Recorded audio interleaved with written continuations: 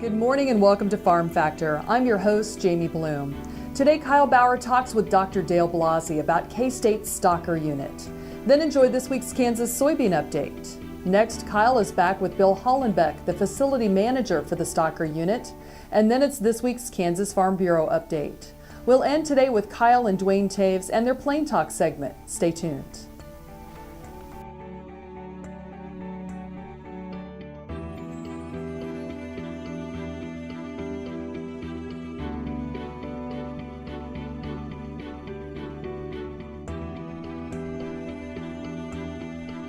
Closed captioning brought to you by Ag Promo Source. Together we grow. Learn more at agpromosource.com. This segment brought to you by Kansas Grain Sorghum. Growers working together. Find out more at kansasgrainsorghum.org. Welcome to Farm Factor. Let's join Kyle Bauer and Dr. Dale Blasi as they discuss how important K-State's Stocker Unit is to students and producers.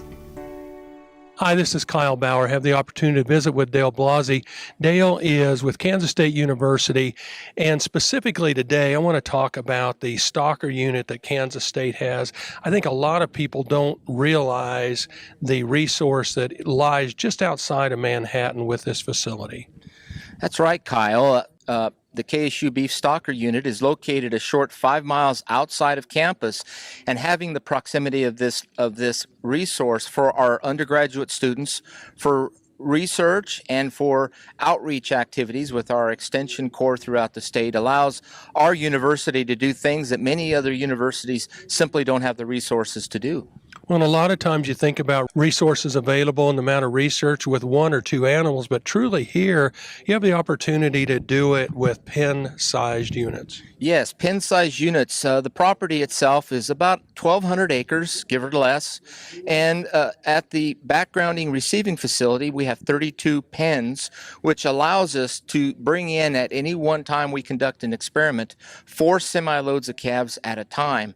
Our pasture resources, we have that divided out into 15 different paddocks, and we are moving forward in the future to go to 20, which allows us to look at several issues, topics, products on a pasture basis, and allows us to really drive home and obtain answers for our producers. Truly, to bring out how important this facility is to the industry, it's kind of brought out by all the number of cooperating sponsors you have, people that help you get equipment that is what the industry uses. Yes, it really does feed upon itself, because allied industry appreciates the fact that we are capable of bringing together large groups of producers. We entertain several tour groups throughout the year at this facility, and so be it animal handling facilities, farm machinery, animal products, what have you, it allows us to really evaluate the products and help the producers identify workable solutions for their own operations. And truly, you use equipment that the industry uses, but not only that, your students learn to use that equipment. We rely very heavily on our undergraduate students. At any one time at the Stocker Unit, we may have upwards of 5, if not 6 undergraduate students who are able to come out and work in 3 or 4 hour blocks while attending class full time. So we help a lot of students who don't have experience working in an extensive ag environment, and this facility helps them to achieve the confidence using equipment and following directions and learning animal management and nutrition. Dr. Dale Blasi with Kansas State University, specifically animal science and industry. This is Kyle Bauer reporting. Back to you, Jamie. Thanks, Kyle. Folks, come back after these messages for this week's Kansas Soybean update.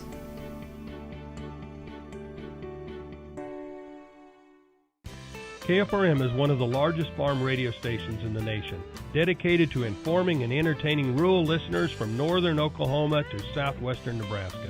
You can catch KFRM in many ways, of course, 550 on the AM dial, streaming at kfrm.com, or on your smartphone by going to the TuneIn Radio app, or on Ag AM in Kansas on Tuesdays and Facebook every day of the week. KFRM, tune us in. You'll be glad you did. Tallgrass Commodities offers producers bulk commodities at a reasonable price with reliable service throughout the whole Midwest. To find out more about Tallgrass Commodities, visit tallgrass.us or call 785-494-8484. Valley Vet Supply is devoted to providing information and professional quality products at reasonable prices. Valley Vet Supply. Buying a car shouldn't be this hard. And at Brown Chevrolet Buick in Wamego, it isn't. It's actually awesome. Whether you want a new or used car or truck, Toby's team can make the deal. Even if you want to custom order a new car or truck, Toby's team can make the deal. See Toby's team at Brown Chevrolet Buick in Wamego. We're awesome. This segment is brought to you by the Kansas Soybean Commission. The Soybean Checkoff. Progress powered by Kansas farmers. Welcome back to Farm Factor and the Kansas Soybean Update. This is the Kansas Soybean Update. It's brought to you by the Kansas Soybean Commission. The Soybean Checkoff, progress powered by Kansas farmers.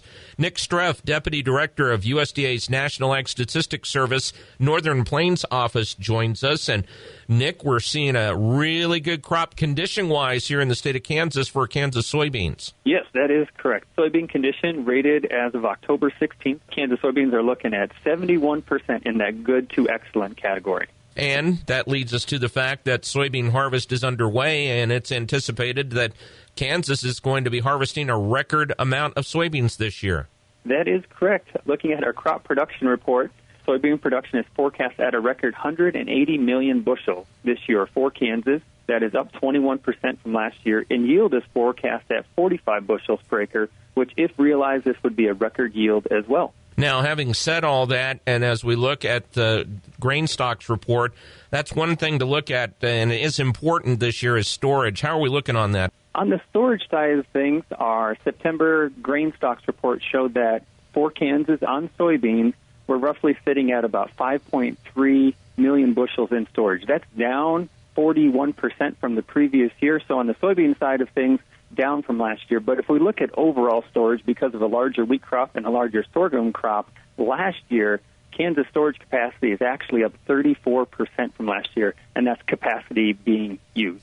Couple of factors within all this as well, that we are a bit behind in Kansas as far as the harvest, but at the same time, we've not seen a year like this as far as the amount of rain in some of the portions of the soybean growing areas. Correct, yeah. On the harvest side of things, as you mentioned, Kansas is behind. As of our crop progress report, we're sitting at 27% harvested, which was behind the average of 45% for this time of year. And the storage issues, of course, a lot more on-farm storage has been built here the past several years, and that has proven to be pretty effective and very helpful in regards to some of these record crops that we've been growing, not only in soybeans, but in other crops as well. Yes, that is correct. And also, USDA NASS will get a handle on that extra storage capacity in our December report when we actually release a total capacity of storage for Kansas. Hey, Nick, we appreciate your time. Thank you very much. Thank you. That is Nick Streff, Deputy Director of USDA's National Ag Statistics Service Northern Plains Office, as he joins us on the Kansas Soybean Update. It's brought to you by the Kansas Soybean Commission. The Soybean Checkoff, progress powered by Kansas farmers. Learn more at kansassoybeans.org. For Kansas Soybeans, I'm Greg Akagi. Hope you enjoyed this week's Kansas Soybean Update. Stay with us after the break for more Farm Factor with Kyle and Bill Hollenbeck.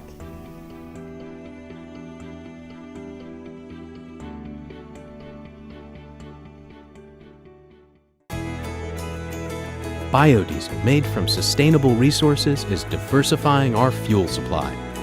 This year, biodiesel will displace over 1 billion gallons of fossil fuel nationwide. It's making our economy stronger and our communities healthier. It's working here and across America. Get biodiesel going in your community. Visit americasadvancedbiofuel.com. Ag Promo Source is a unique group of marketing specialists with one mission: help your ag business grow. Each affiliate has their own area of expertise, and they work together to bring you advice, products, and services. To get started, visit agpromosource.com. Ag Promo Source. Together we grow. Soil is the life of a farm, and for 25 years, SureCrop Liquid Crop Nutrition has helped growers produce abundant quality crops while preserving and improving the soils they steward. SureCrop offers complete soil and plant analysis with cropping recommendations, delivery direct to your on-farm storage, and quality crop nutrition custom blended for your field. Choose SureCrop for the assurance of excellence for your soil. Call today or visit their website for more information. To see this show and past episodes of Ag AM in Kansas, go online to agaminkansas.com. This segment brought to you by SureCrop, liquid crop nutrition delivered right to your farm. We're back with Kyle and Bill as they discuss the ongoing updates at K-State's Stocker unit. Hi, this is Kyle Bauer. I have the opportunity to visit with Bill Hollenbeck. Is it fair to call you facilities manager for the Stocker unit at KSU? Sure. I manage the facilities, but all the day-to-day operations too. Well, I'd like to visit today about the changes that have gone on here at the Stocker unit. Every time I'm out here, significant facilities changes. Can you kind of bring us up to speed on that and maybe where you're going? Sure. We started approximately 2 years ago with the intent of expanding our pen space. We needed overflow from our current pens, and so we had this grand idea of expanding our pen space, tearing down some older dilapidated type structure, and that's what kind of got us started on this expansion of pens. And it's just continues when we see a need. We roll up our sleeves and try to get something done, and so it flowed from the pen space to adding concrete to one of the building floors that we are currently hosting several hundred people on today. So. Well, one thing I think that's unique is you do supervise and manage a lot of the work yourself with student labor. Yes, it's all done with student labor. We everywhere from whether we're using equipment to do some grading or our welding. Our Kansas high schools and their I want to say either FFA programs or VOAG programs are doing a very good job of sending us students that know how to weld, and we take advantage of that, and all of our pens were welded up by student labor. So we rely very heavily on them. But concrete and dirt and working cattle, all that's done with students. All of it. We very rarely would we subcontract out or day labor out anybody. Well, and of course that lowers prices, but it's also part of the education process. Well, I like to think so. Anytime somebody can get their hands dirty, they're learning something too. I can't underscore the importance of a formal education, but we also I feel it's important to learn how to just work with our hands, and we've got good student help that really helps out there. And you're not done putting that student labor force to work? Not as long as this thing's, I guess not as long as I'm at the helm. We're done at that. I feel like we need to just continue to improve. There's always room for improvement, and it's in that need for improvement leaves opportunity for us to basically give that student worker an opportunity to see something new. We're visiting with Bill Hollenbeck. He is the facilities manager, operations manager for the Stocker unit for Kansas State University. It's Kyle Bauer reporting. Back to you, Jamie. Thanks, Kyle. Folks, come back after the break for this week's Kansas Farm Bureau update.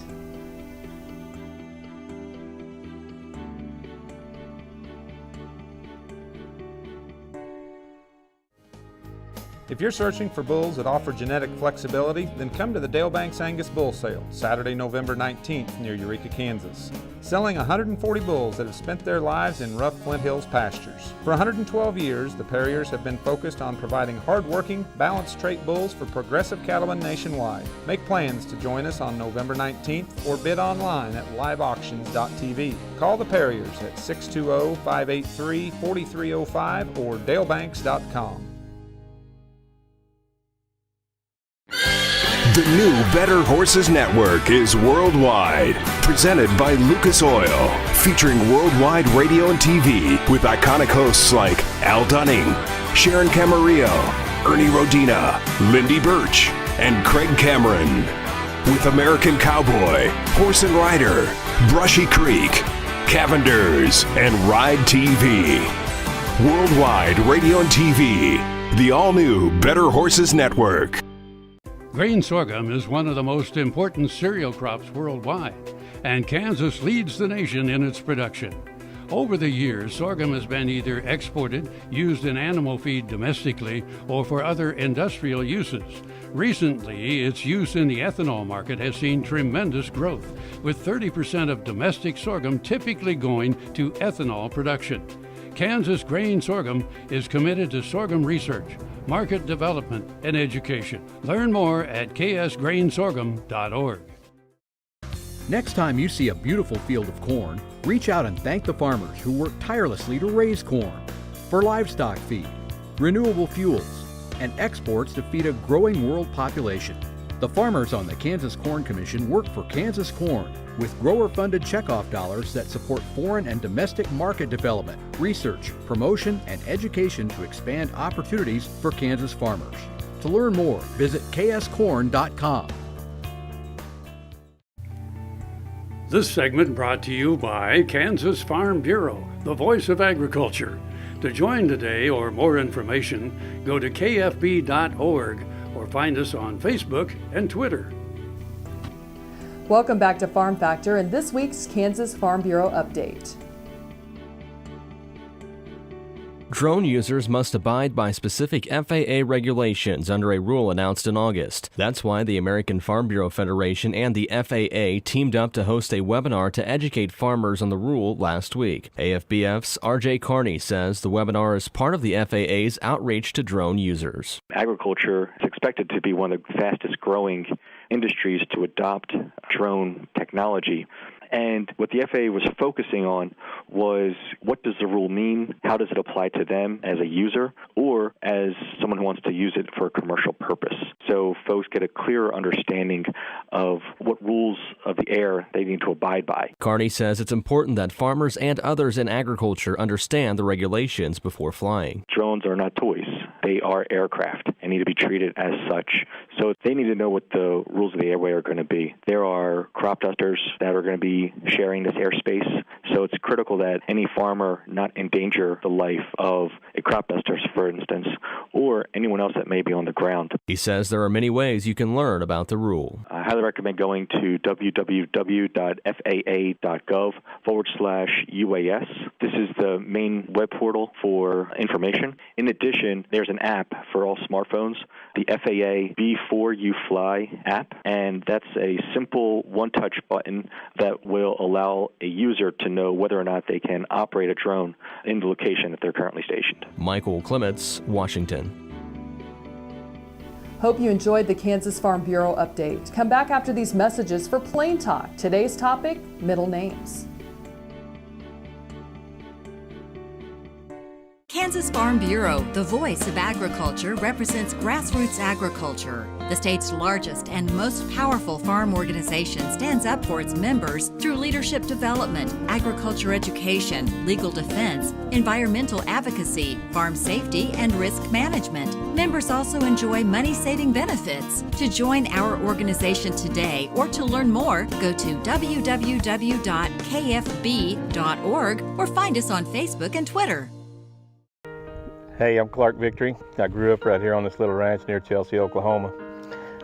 Roped and ranched all my life, and a few years ago I had an injury that created what they call a frozen shoulder in layman's terms. It got to the point that I I couldn't reach, I couldn't sleep, I couldn't do anything. After speaking with the surgeon in Tulsa, he finally told me that he could make my shoulder better if he did surgery, but he absolutely couldn't fix it. I decided that, maybe I better listen to my friend John, and I called Kansas Regenerative Medical Center. I talked to Patrick Farley and was just excited about the whole aspect of going up there and having the opportunity to focus on getting better. The next morning at 8:30, went into the clinic, did the stem cell replacement. By 12:30, my wife and I had lunch and was driving back to Chelsea. I feel better. We work around here. Some days we work pretty hard around here, and like any older guy does, I get pretty sore, pretty tired, but my right shoulder doesn't get sore. It's like a baby's arm. To see this show and past episodes of Ag AM in Kansas, go online to agaminkansas.com. This segment brought to you by Kansas Corn. Learn more at kscorn.com. We're back and ready for today's Plain Talk. Here's Kyle and Duane to discuss middle names. Hi, this is Kyle Bauer with Plain Talk with the one and only Duane Allen Toews. Yeah. Duane Allen Toews. Yes, I am. D-A-T. It's interesting. Dat be Toews over there. Yeah, sometimes. Our middle daughter, her middle name eludes me at the moment, which is really kind of embarrassing. We won't tell her. It's Dawn. Okay. And for the longest time, she was nearly in high school before she figured out that we weren't being cruel. We spelled it D-A-W-N. Sure. Like any young lady would do, or most. She thought she was named after a man, and so she was kind of embarrassed by her middle name. Don. She thought Donald. Yeah. She thought it was a friend of ours that lives up in Washington. Well, my middle name is Charles, and There's not many women that confuse Charles with being a man or a woman's name. Except that was awfully long, and when I was in my lower grades, let's say 6th grade, I wanted to write my middle name. No, it was lower than that. It was like 1st grade. I wanted to write my middle name. Well, Charles was long, and I knew Chuck was short for Charles. Yeah. So you just I took asked it the upon teacher. yourself. Yeah, exactly. So I asked the teacher, how do you right? write Chuck? Yeah. And so You're right, and Chuck. so she showed me how to write Chuck. And so for a while, I wrote my name Kyle Chuck Bauer. Yeah, I don't really remember when I was put straight on the deal, but somewhere along the line, you got to do what you got to do to survive those early grades in school. Exactly. Like myself, for instance, chose to find a friend that could tie the little wooden shoe with the shoestrings. Okay, whoa. Wooden shoe? We had a little wooden shoe. Oh, I thought you were from a Dutch community. No, you had it wooden was. shoes. Okay. It had wooden pieces, and that's how you learned to tie your shoe. They were stitched together, and then there were strings on the front to tie the shoe. And you got graded on this? You had to do that in order to go on to 1st grade. Okay. I grew up on a farm. I either wore A, boots, or B, nothing. Nothing, right. I didn't know how to tie a shoe when I was in Didn't kindergarten. need to. Fortunately for me, I always opted to volunteer to tie the shoe when the teacher was headed down to the cafeteria to get milk for snack. And how did you get this other person to tie the shoe? I really don't know. Did you pay him? I don't know. That's you the didn't bully him, right? I was little. Yeah, I figured couldn't have. that's why they call you Shorty. Yeah, you're 6 foot tall and they call you Shorty. I was just a little sprout at that point. I couldn't have bullied a. So you had to somehow talk him into it. I talked somebody probably into paid tying him big bucks. Probably a nickel on the playground. He was probably earning his living tying shoes. I have no idea. I don't remember that. I mean, I don't remember. I think I learned to tie my shoe in school too, but we weren't as advanced as you were. We didn't have a wooden shoe. Right. I think you couldn't go to recess. Oh. Unless your shoes were tied? Well, okay. I know in gym or whenever we went, that was it. Whenever we went to gym or to recess, when the weather was bad, we went and played in the gym. Right. We had special shoes for the gym. Because you didn't want to scar up the floor. Right, exactly right. And you couldn't go to recess unless you could tie your shoe. There was some motivation for you. Yeah, in my case, I sure hope snack was right before recess. Thanks for joining us. I'm your host, Jamie Bloom, and I hope you enjoyed today's show. See you next week on Farm Factor. We're here every Tuesday on Ag AM in Kansas.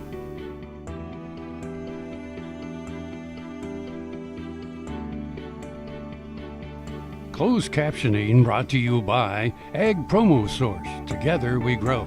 Learn more at agpromosource.com.